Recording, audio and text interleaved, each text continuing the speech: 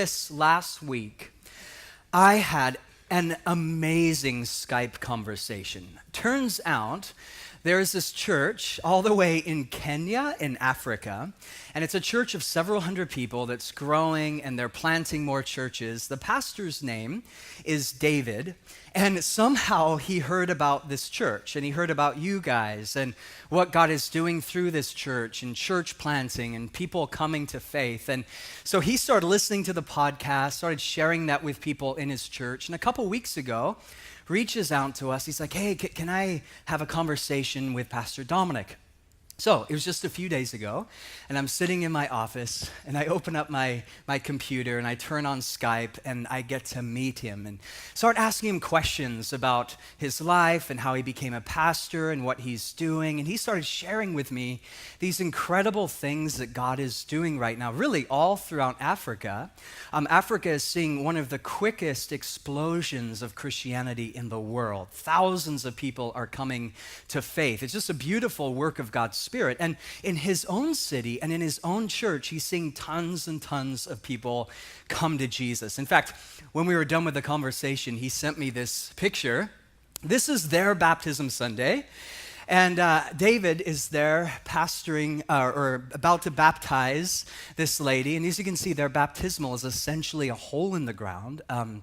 Super dirty, super muddy, but it's not stopping people. Like, people are coming, dozens and dozens, to give their life to Jesus. And also notice how on the banks of the river are all those kids. It turns out, a number of years ago, he and his wife, they heard about some of the needs that were in their own city and community as far as orphans go. And they prayed about it, and they felt God put on their heart that we need to open up our homes for orphans. And so he said, yeah, we actually have a number of orphans living with us. And I asked him, like, how many? He said 21. Now, it's not a big house at all. I'm like, wow, you're kidding. He said, no, God just told us to do this. And then he says, do you want to meet them? I said, sure. And so he brought them one by one right in front of the computer and introduced them to me. And they all had these biblical names. Like, this is Esther, and this is Bartholomew, and this is Samuel. So I get to meet each one of them. And then he had me pray for them. And when we were all done, the kids go back into their rooms, and I asked him, I said, so David, is there anything that I can pray for you? Like, how can I help you? And what are you struggling with right now? And he just opened up his heart, and he shared a number of things with me. And it was really moving. Some of it was just really hard to hear, the stuff he's faced. And one example, is HIV/AIDS has been a huge, huge problem in Kenya and other African nations. And as a result, it's just decimated much of the older generation. So now you have all these kids without parents. And he talked about some of the brokenness that has brought in his community. He also shared some other things that they're going through as a family. And again, it was hard to hear all that. But I'll never forget, at the end of the conversation, he said these words. He says, you know, Dominic, being a Christian is hard. But then he got this big smile, and he said, but knowing Jesus makes it all worth it. I just love that because, well, it's what Jesus said, right? In John chapter 16, verse 33. He said, in this world you will have tribulation, but be of good cheer, for I have overcome the world. In other words, Jesus says, yeah, there's going to be hardship and difficulty and pain and loss, but know this, you can take heart, you can have courage, because at the end of the day, I have overcome the world. My will is being done. I am with you in the midst of the storm and trial that you're going through. And I just wanted to share that story with you guys, first of all, to let you know and to encourage you that your story and what you're doing all throughout Portland is actually being talked about throughout the world. And that's just a beautiful thing.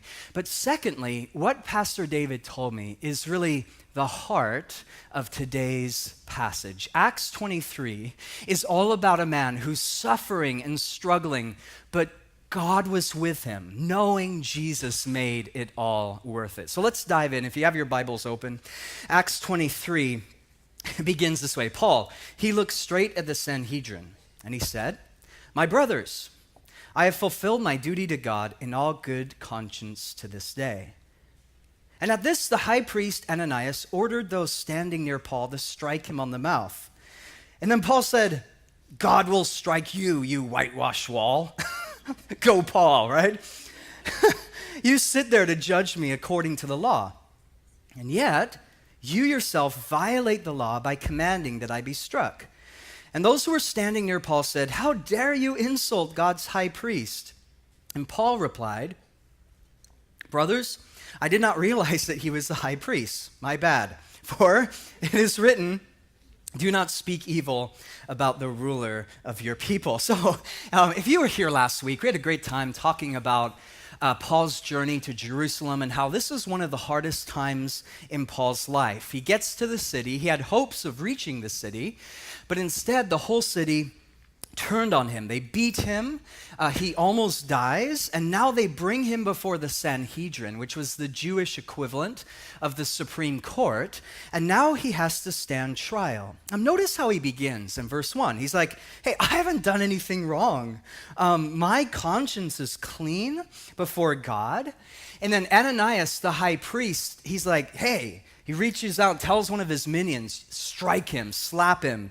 And so they slap him across the face, and then Paul's like, God will strike you. You sit there judging me, but God will judge you. Or, if you've seen Elf, you sit on a throne of lies, right? This is where it all started. Now, just call out the elephant in the room real quick. Like, this probably wasn't the best response, but I kind of like Paul's passion here. This is like Paul gone rogue, right? Paul unhinged. And I was reading this. It reminded me of Winston Churchill. I was reading a book about him not too long ago. I'm British, and I admire his leadership.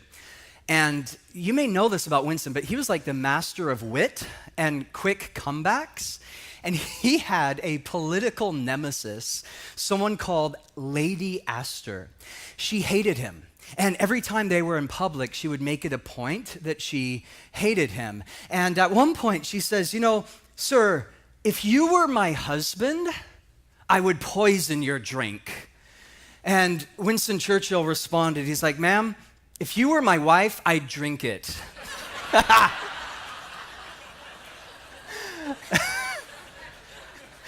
Now, at another time, they were at a party, and I guess Winston Churchill had a few too many to drink, and Lady Astor comes up to him. She said, sir, you are drunk. And he looked back at her, and he said, ma'am, you're ugly. But as for my condition, it will pass by the morning. Gosh.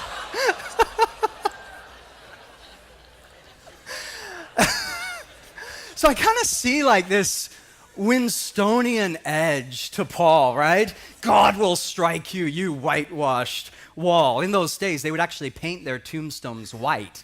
So he's basically saying, you're a bag of bones, right? Now, what I love about Paul, even though he's like channeling Donald Trump or something,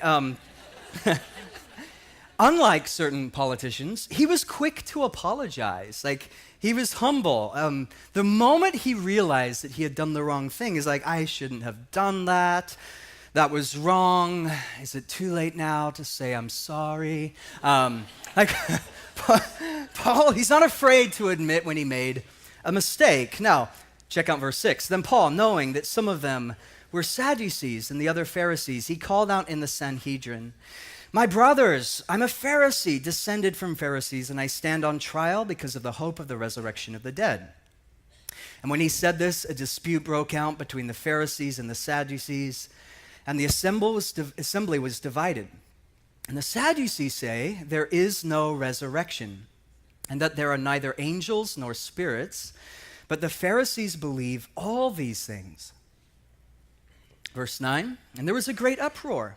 And some of the teachers of the law who were Pharisees stood up and argued vigorously. We find nothing wrong with this man, they said. What if a spirit or an angel has spoken to him? And the dispute became so violent that the commander was afraid that Paul would be torn to pieces by them. And he ordered the troops to go down and take them away from them by force and bring them into the barracks. And then verse 11, this is the key verse of the whole chapter. It says, the following night, the Lord stood near Paul, and he said, take courage. As you have testified about me in Jerusalem, So you must also testify about me in Rome. Now, Luke tells us, as Paul's standing there giving testimony of his experience and his love for Jesus, it says that there were both Sadducees and Pharisees who were there present in the room. Now, it's important to understand here that Pharisees and Sadducees represented two polar opposite ends of the spectrum, two radically different systems of thought.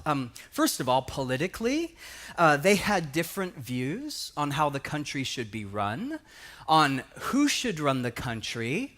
And in the first century, they would actually have these big political debates. It was ugly, accusations, finger pointing, tons of political tension. Now, fortunately, we don't have anything like that today, so it's like hard to identify. But these were groups, they did not get along at all. In fact, Josephus, he was a first century historian. He said the behavior of the Sadducees is wild and their conversation is barbarous. So they liked Twitter, is what Josephus is saying. So they had differences politically and they had differences theologically. Luke tells us that Pharisees, well, they believed in the supernatural. So miracles, angels, afterlife, yeah, they believe all that. But the Sadducees didn't. They didn't believe in heaven. They didn't believe in hell. They didn't believe that when you die, you would go somewhere, the resurrection from the dead. Now, Paul is smart.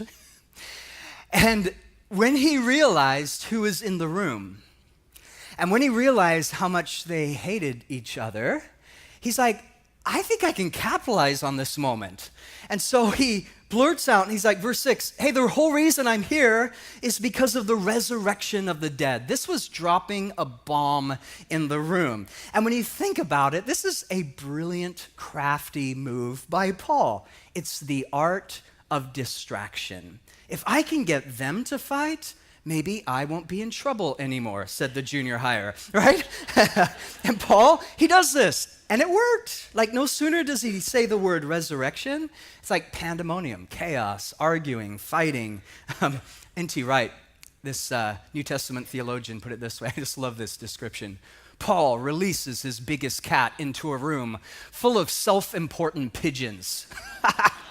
In other words, it was a foul situation. So let's keep reading. Verse 12. Gosh. The next morning, some Jews, they formed a conspiracy. And they bound themselves with an oath not to eat or drink until they had killed Paul.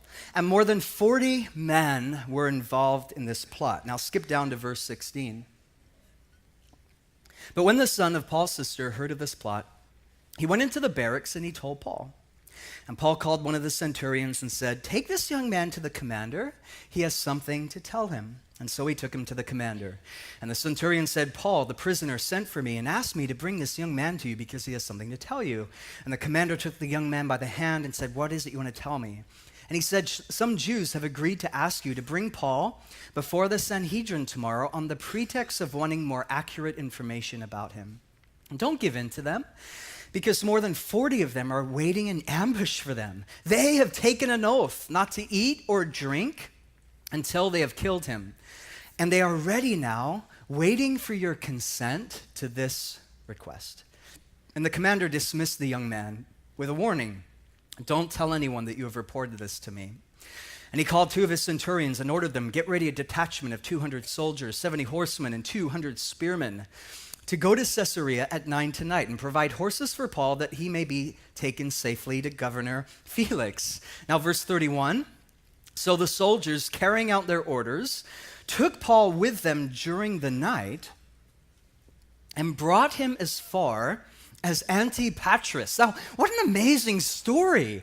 Like, there's so much here. Paul's in prison, and there's a group of 40 people, and they hate Paul so much, they're like, we won't eat anything or drink anything until you're dead. Now, Paul had a nephew. It's the first time we hear about this. He gets word of this. He goes to the commanding officer, and he's like, hey, I heard about this plot. They're trying to kill Paul. And the centurion's like, okay, this isn't safe. We need to give Paul a fair trial. Let's get him out of here. So 9 o'clock at night, they break him out of prison, and they take him up to Caesarea. So there's a lot going on here. Everything's in this. You have death threats, assassins, conspiracy, a spy, escape from jail. It's like a Matt Damon movie, The Born Apostle, right? Now, what's amazing to me, though, is how that Paul, even in the middle of this drama, the pain, the abuse, the struggle, people hating him, how Paul is able to stay true to his call. In fact, we're going to see over the next few weeks, and we have seen over the last year, that the disciples, whenever they go through hardship or difficulty or persecution, opposition, people wanting to kill them, that they have this faith and this courage and this stamina and this ability to continue forward in what God had told them to do. In fact, I mentioned this last week. This season of life for Paul, it's right around AD 58 to AD 60, he would write some of the most beautiful letters of the Bible, Ephesians, Philippians, and Colossians. Paul, he uses his chains to bring freedom into the world. And the question that over and over again, it's been just circling in my mind the last few months especially, is I see this kind of courage and conviction and passion, and I want to know, how on earth did he do this? How is it that Paul was able to endure in spite of all the opposition and threats that he received? How is it that he was able to keep the faith? How is it that he was able to preach the gospel with all of these things going on around him? Because to be honest with you, and I think many of us are here, if we started going through the stuff that the early church went through, it would be really easy, I think, for some of us to say, you know what, I'm throwing in the towel and I'm walking away. Let's just say there's 40 of you. Let's just take the first couple rows here. And let's say you took an oath and you said, we won't eat or drink. In fact, we won't even have a cup of coffee until Dominic is dead. Now, at that point, I realize I have about an hour left to live. And I buy a ticket to Hawaii, right? I'm beginning to process, maybe I should do something else. Or I call Ian, is there room on Remember New? Because when we encounter opposition and difficulty, there is a part of us where we want to walk away. We want to throw in the towel because following Jesus is hard. Like my friend in Kenya said, there's death, there's betrayal, it's difficult, it's hard. Yet Paul stayed true to his calling. So here's the question. How? How did Paul do this? And the answer is found back in verse 11. If you want to go back to verse 11, if you're into underlining verses or highlighting verses, tattoo it on your arm, whatever. This is key, though. I think it's key to the whole book of Acts. The Lord stood near Paul, and he said, take courage. As you have testified about me here, you will testify about me in Rome. This is it. This is the secret. The Lord stood near Paul. So the reason that Paul could have hope, the reason that Paul could have courage and faith and conviction and strength is because God was with him in the mess. One of my favorite verses in the Bible was written when Paul was in chains in the city of Rome, the book of Philippians, chapter 3. In chains, he says, I want to know Jesus and the power of his resurrection and fellowship in suffering. In other words, he says, yeah, I'm going through a hard time. It's hard to be in chains. It's hard to have this persecution. But he lets us in on a secret. He says, these hard times are actually drawing me closer to God. These hard times are cultivating something beautiful in my soul. These hard times are showing me more who Jesus is. It is the fellowship that comes in suffering. So there is a cross, but there is also resurrection. There is pain, but there is also the presence of Jesus.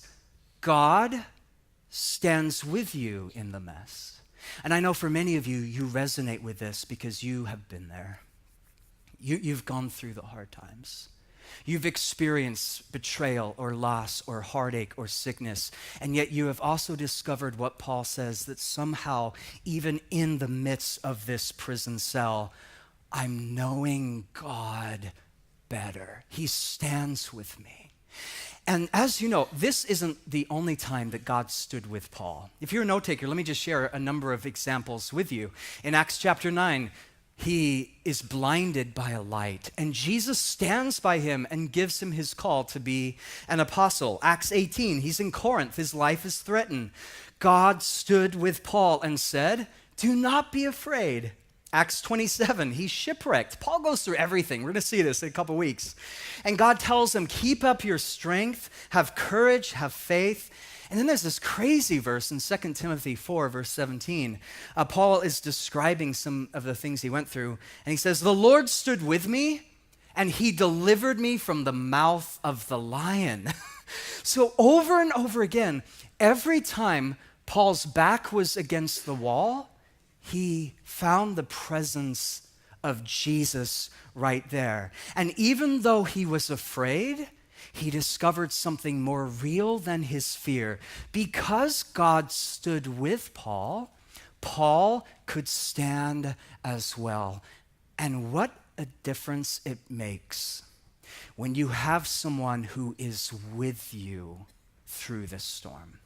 Not just cheering you on from afar, but right by your side, a true friend, someone who cares about you and knows you and will not leave you. My daughter Amelia, she's almost 11, I can't believe it. And I was thinking back the other day to when she was 3. And at that point, we were living in Hawaii. And in Hawaii, it's like this kind of weather, only 80 degrees year round. It never, like on the side of the island we were on, rarely does it rain. But when it does, like every 4 years, it's like this torrential downpour. Thunder, lightning, it's like a really big storm. So one night, my daughter, Amelia, I'm putting her to bed.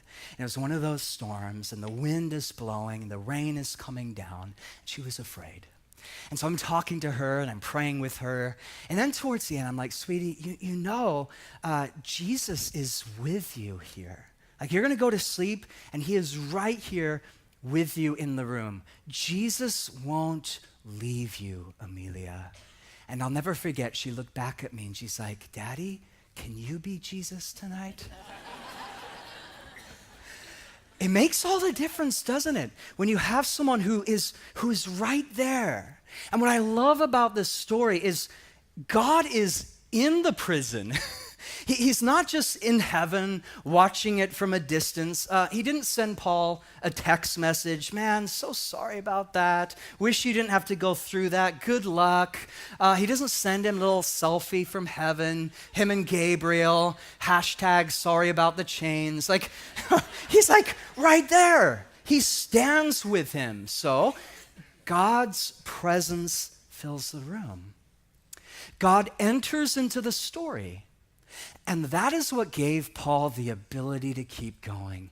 That is why in the remaining years that he has left to live, Paul would have more courage than ever before, more strength than ever before. He would keep preaching the gospel like he never had before. Here's another quote by N.T. Wright. He said, once again, the moment of crisis becomes the moment of vision. As in Corinth, so now in Jerusalem, the Lord stands by Paul. And these moments of realization, of clarity, of inner sight, have been all important for Paul, just as they have been for countless Christians ever since. I love this last line. He isn't promised a comfortable ride, but he will get there. For some of us today, that's the word we needed to hear.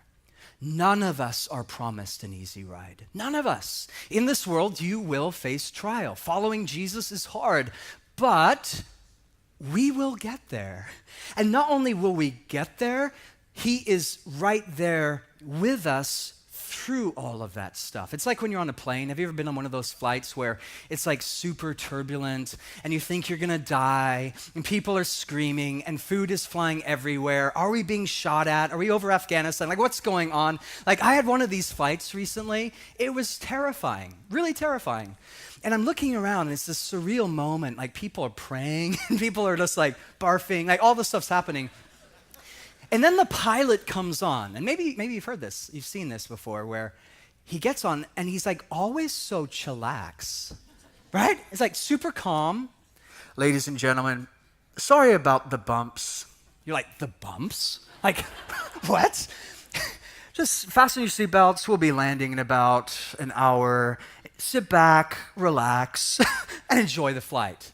And it's so interesting to me, this psychology of, because the captain is at peace, what happens to the cabin? Everyone's like,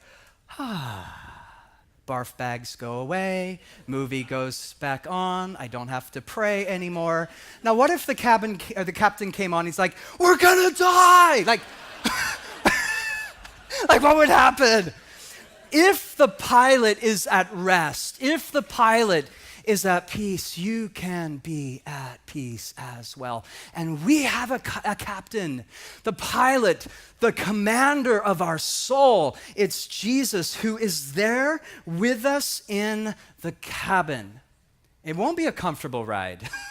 There's going to be some bumps on the way, but you will get there. And here's the thing, wherever God sends you, he sends you with himself. And he uses the storm that you're going through in some beautiful, redemptive way to actually deepen you and strengthen you and mature you and to make us into the men and women that he has called us to be. I ran across this the other day. One author, he wrote these words. He said, if you never felt pain, then how would you know that I'm a healer? If you never went through a difficulty, then how would you know I'm a deliverer? If you never had a trial, then how would you know that I'm a comforter? If you never made a mistake, then how would you know that I'm forgiving? If you were never in trouble, then how would you know that I will come to your rescue? If you were never broken, how would you know that I can make you whole? If you never went through the fire, then how would you become pure? And if you had all power, then how would you learn to depend on me? Wow. That is what Paul called the fellowship that comes through suffering. It's what my friend in Kenya said. Dominic, being a Christian is hard, but knowing Jesus makes it all worth it. And what I love about this Jesus, and really has just been speaking to my heart this last week, is that he not only promises to be our help in time of need, but the reason that he can help us is because he has been there too. Jesus knows what it's like to go through hard times. And this blew my mind. I noticed this 2 days ago, and if you're a note taker, this is so epic, it's worth writing down. As I began to study this passage, and I look at Paul going to Jerusalem and all the things that he's going through, it suddenly hit me, this is an echo of another story. Jesus went through the same thing that Paul went through. Check this out. First of all, both Paul and Jesus were called to Jerusalem. They had this deep passion in their heart to go. Both Paul and Jesus, they had close friends who didn't understand this. They're like, don't go. We don't understand why you'd want to be in that city. Both Paul and Jesus go anyway. They get there, and the crowd turns on them, and they're beaten and betrayed. They both stand trial. By the way, 4 times. Both of them stand trial 4 times. Both Paul and Jesus are slapped in the face by a religious leader. Both Paul and Jesus were falsely accused. Both Paul and Jesus went to Herod, and both Paul and Jesus were executed by the Romans. Now I understand. Why could Jesus stand with him in the jail? Because Jesus had been there all along. He knew what it was like. He had been in the same story. And doesn't this remind you of what Hebrews chapter 4 says? We do not have a high priest who is unable to empathize with our weakness. Pause there. There's a huge difference between sympathy and empathy. When someone sympathizes for you, it's from a distance perhaps. They feel bad for you. You appreciate that. But how much deeper is it when someone actually empathizes with you? When they're like, I've been there too. My daughter has struggled with that as well. I've experienced a divorce too. I've struggled with that addiction too. When someone has been where you have been, there's an immediate closeness, bond, and intimacy. That's our high priest, brothers and sisters. Jesus is there in the jail.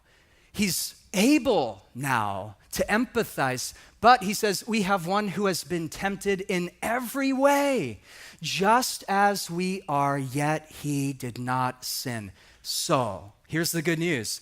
Let us then approach God's throne of grace with confidence so that we may receive mercy and help in our time of need. Isn't that beautiful? Like, that's God's heart for us.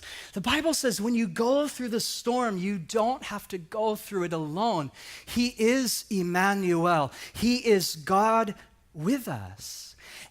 And he stands at the door, the Bible says, and he knocks.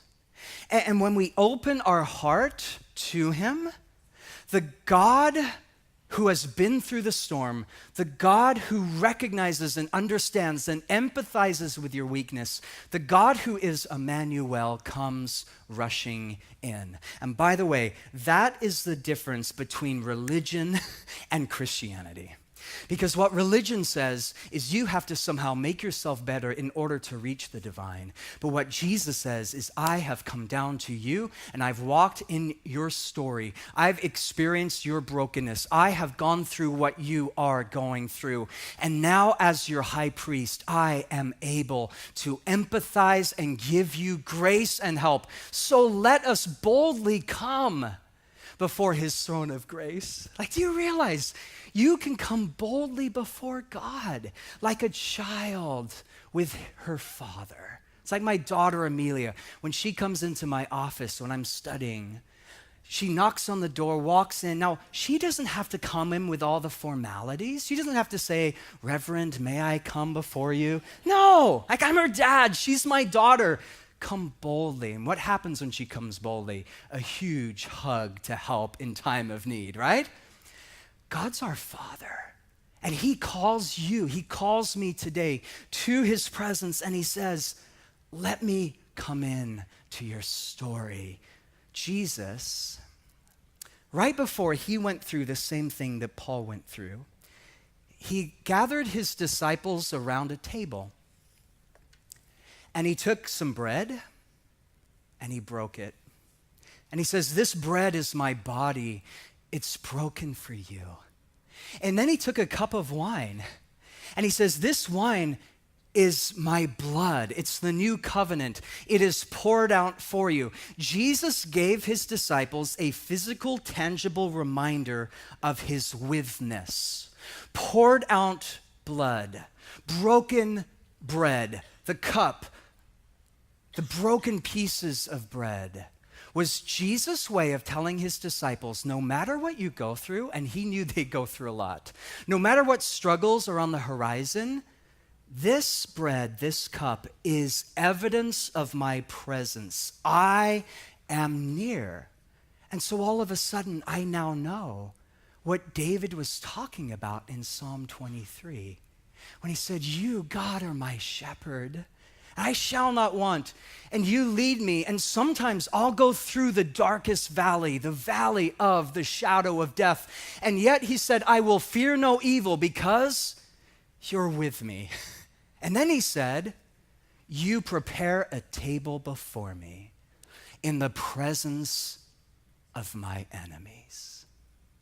Surely goodness and mercy will follow me all the days of my life. This is the table that Jesus invites us to. Do you realize that when we come to the table week after week after week, and we take the bread and we take the cup and we eat and drink, it is not just a religious formality. It is a physical, tangible way of God saying to you, I am with you in the mess. Touch me, feel me, physicality, presence, God in us. We eat, we drink. He comes into our heart. The God, Emmanuel, comes rushing in to our story. And I don't know about you, but that is really good news for me because I need grace. I need mercy. We all have drug a ton of junk through those doors. All of us. Loneliness, fear, a financial mess, tension in a relationship, uncertainty, depression, anxiety, discouragement, disappointment, or the disappointment you will feel if you're a Panthers fan today. Like, we've hey, Jesus is for the underdog, right? And we bring those things not so that we can leave carrying those burdens, but right here, right now, Jesus says, come. I've made a table before you. There's enemies out there, but here's the table, my blood, broken bread. Now eat and drink in remembrance of me. And when we come, we encounter the God who is near, who says, like he said to Paul, I'm standing with you. Take heart. Be of good courage. Yes, it's hard. The ride isn't always comfortable, but brothers and sisters, you will get there. Yeah, it's hard, he said, but knowing Jesus makes it all worth it.